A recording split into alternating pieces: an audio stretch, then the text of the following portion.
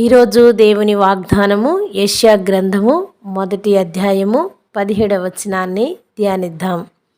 కీడు చేయుట మానుడి, మేలు చేయ నేర్చుకునుడి, న్యాయము జాగ్రత్తగా విచారించుడి, హింసించబడువానిని విడిపించుడి, తండ్రి లేని వానికి న్యాయము తీర్చుడి, విధవరాలి పక్షముగా వాదించుడి. ఆమేన్. దేవాది దేవుడు చెప్తున్న మాట ఒక్కసారి మనము ఆలకించాలి. దేవుడు మనకి ఎంతో గొప్పగా చెప్తూ ఉన్నాడు. కీడు చేయుట మాని మంచి చేయండి. మీరు న్యాయముగా ఉన్నారో లేదో జాగ్రత్తగా విచారించుకోండి అని అంటూ ఉన్నాడు.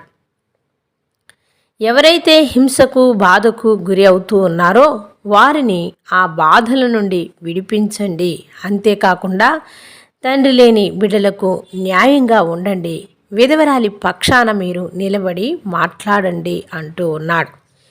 ప్రియ సహోదరుడా సహోదరి, కీర్తనల గ్రంథము 34వ అధ్యాయము 14వ వచనాన్ని కూడా చూస్తే ఇలా రాయబడి ఉన్నది: కీడు చేయుట మాని మేలు చేయము, సమాధానము వెతికి దాన్ని వెంటాడుము. మరి కీడు చేయుట మానండి, మరి మేలు చేయండి, సమాధానాన్ని మీరు వెతకాలి అంటూ ఉన్నాడు. ఈరోజు మనం అట్టి స్థితిలో ఉన్నామో లేదో మనల్ని మనము పరిశీలన చేసుకోవాలి.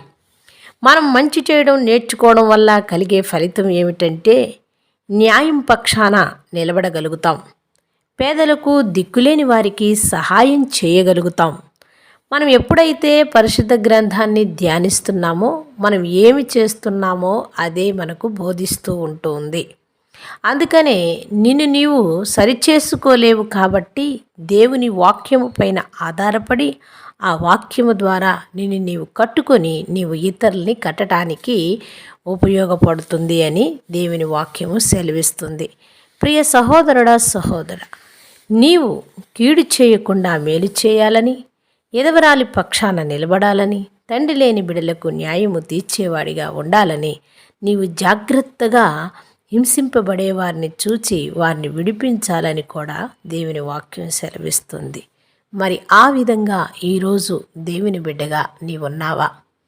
ఒకవేళ నీవు అన్యాయంగా ఉన్నావా? నిన్ను నీవే పరిశీలన చేసుకో.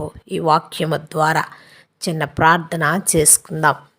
మహాపరిశుద్ధుడా, మిక్కిలిగా మమ్ము ప్రేమించే మా పరలోకపు తండ్రి, మీ దివ్యమైన పాదములకు కృతజ్ఞతాస్తోత్రములు నాయన. అయా, మేము మంచి చేయటం నేర్చుకోవాలని, అట్టి ఫలితము న్యాయం పక్షాన నిలబడతామని, పేదలకు దిక్కులేని వారికి సహాయంగా ఉంటామని, మరి తండ్రి లేని వారికి విధవరాన్లి పక్షాన నాయన నిలబడే శక్తిని మాకు ఇస్తావని నీ వాక్యము సెలవిస్తుంది. అందుకనే భక్తుడు ఇలా అంటున్నాడు: కీడు చేయటం మానండి, మీరు మేలు చేయండి, సమాధానాన్ని వెతకండి, దాన్ని వెంటాడండి అంటున్నారు. ఈరోజు ప్రజలు వారి కోసము, వారి గొప్పతనము కోసము వెతుకుతున్నారేమో, కానీ దేవాది దేవుడు చెప్తున్న మాట సమాధానాన్ని వెతకమని చెప్పావు నాయన. అవును, అట్టి సమాధానాన్ని ఎతికే బిడలగా వినుచున్న వారికి మాకును అట్టి జ్ఞానము దయచేయమని యేసు నామమున ప్రార్థిస్తున్నాం మా పరలోకపు తండ్రి. ఆమేన్.